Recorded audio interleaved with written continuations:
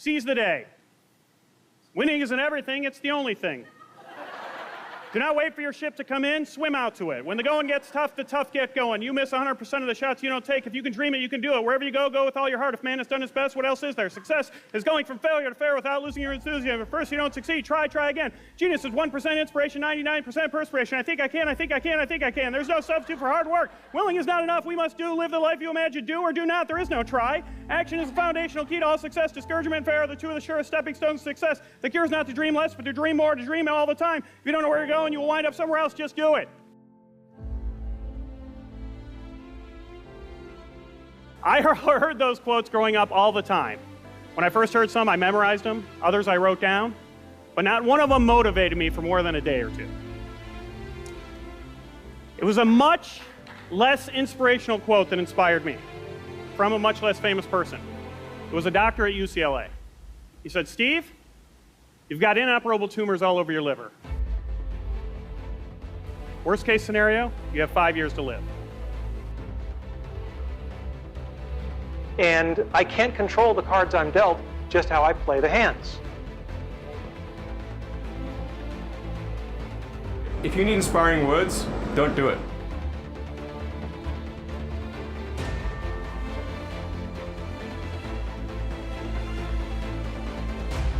Today's talk is not about death. It's about life and how to live, specifically about childhood dreams and about how you can try to achieve them.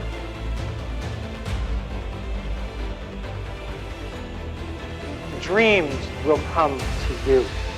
If you live properly, the dreams will come to you.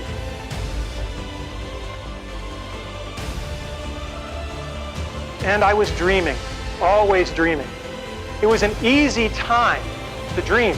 When you turn on your television set and men are landing on the moon, anything is possible. And we should never lose that spirit. Okay, bad news. I had cancer. I was dying. But I got more bad news. You are all dying too.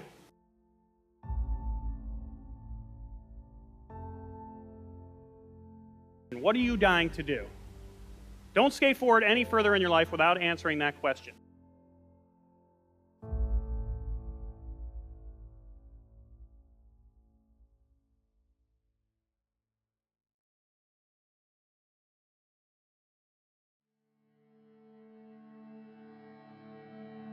But I've basically just given you all the same diagnosis I was given. Your time is limited. And that's a real diagnosis, so what now?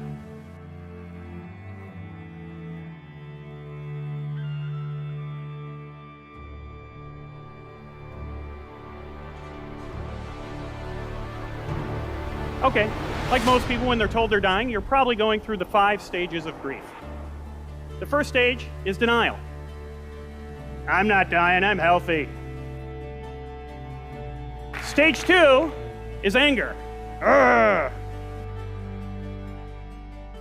Stage 3 is bargaining. Okay, we're all dying. Stage 4 is depression. Stage 5, the final stage, is acceptance. Okay, I'm not immortal.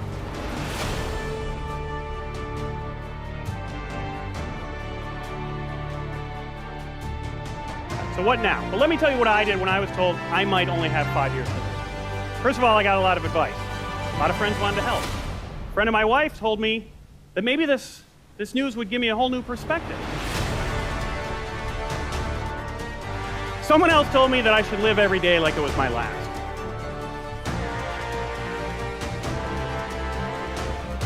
So what were my childhood dreams?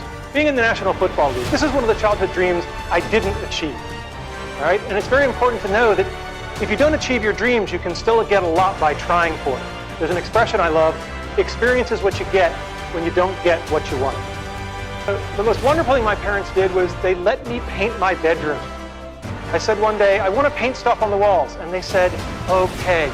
So I had a rocket ship, and we lived in a ranch, so I wanted an elevator. I wasn't sure where it would go. But the great thing is that they let me do it. And they felt that letting me express my creativity was more important than the pristine nature of the walls. The brick walls that are in our way are there for a reason. They are not there to keep us out. They are there to give us a way to show how much we want it.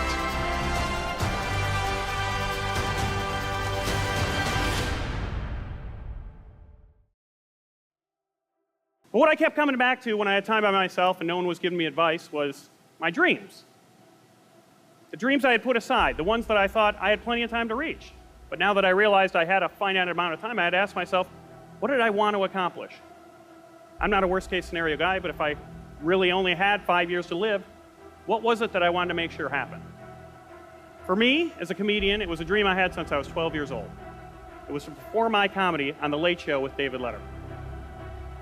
So, let me be clear before I move on. I was a comedian already, okay? I was making a living at it. No day job, full-time comedian, making a good living in comedy clubs, colleges, corporate events around the world. That was a pretty big feat in itself.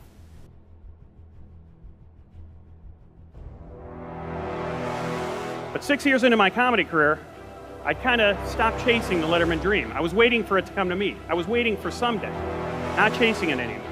And that's a very important lesson for all of us mortals here today. Someday isn't on the calendar. Friday, Saturday, Sunday, it's on there about 4 times a month. No someday. But when it comes to our dreams, it's probably the busiest day of the week is someday, right?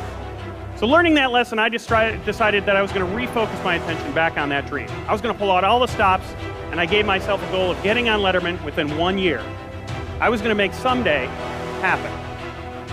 I started yelling my dream to anyone who would listen. Started calling in every favor I was owed. I found out everyone who worked on the show and begged them to help me get an audition. I even started asking people at comedy clubs after they'd seen me to email the show and beg Dave to book me.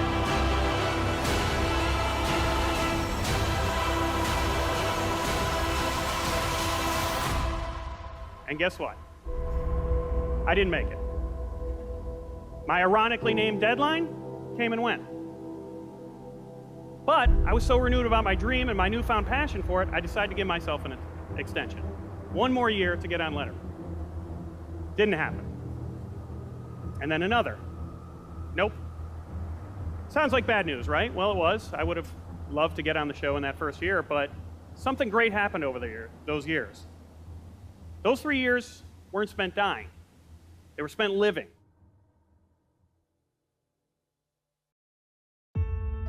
Living a dream. And let me tell you, there is something, if you've ever chased a dream, you know that it lights a fire in your heart. That whether you reach it or not, it warms everyone around you and everything around you.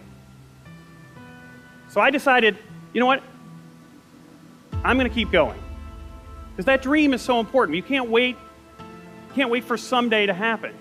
You need to make things go out. Wouldn't the world be a better place if we're all inspired? If the world wasn't full of uninspired people? I know I felt better when I was inspired. But why do people stop chasing their dreams? I don't think people choose to be uninspired.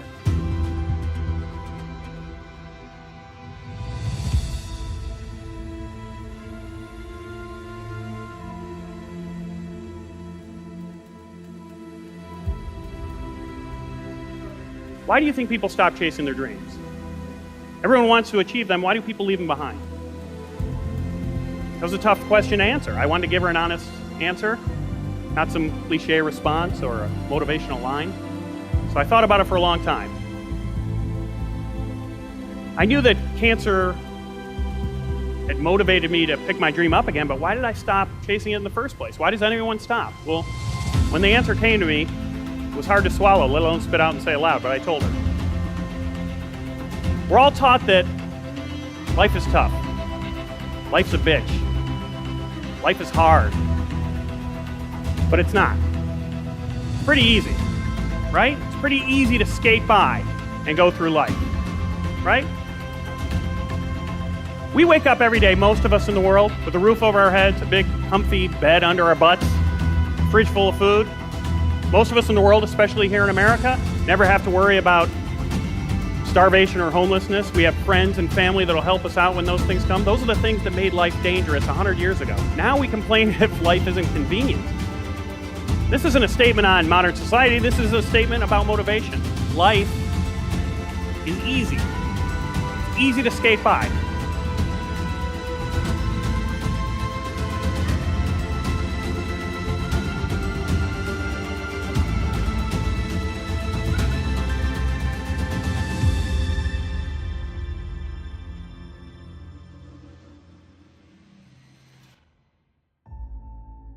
It's pretty easy to grow up, put your dreams aside, leave your passions behind, take a job that you don't even really mind, raise some kids who will most likely be inspired to do the exact same thing, go from point A to point B to point C until you end up at point Z, where you pass away and there's a line of people waiting to get up and tell everyone else who knew you what a good life you had.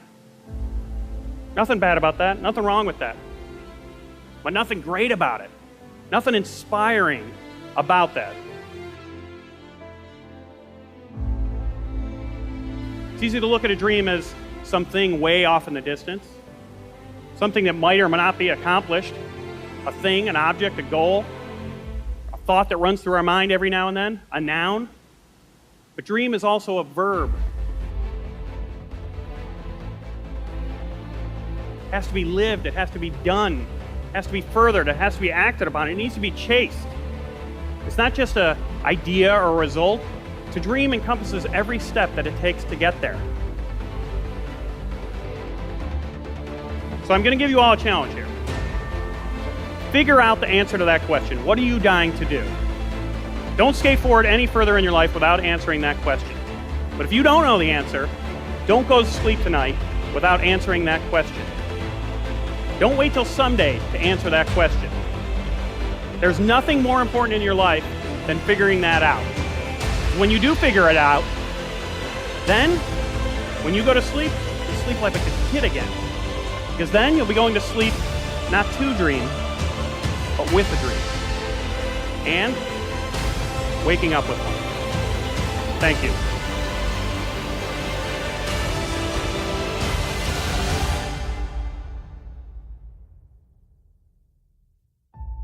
I told you about my dream. I didn't reach my Letterman dream by my deadline.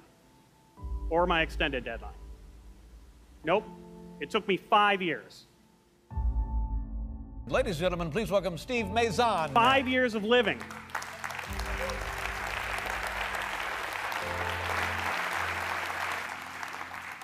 Five of the years of living for that dream. And I was very lucky. My tumors during that time, they didn't grow. I stayed healthy.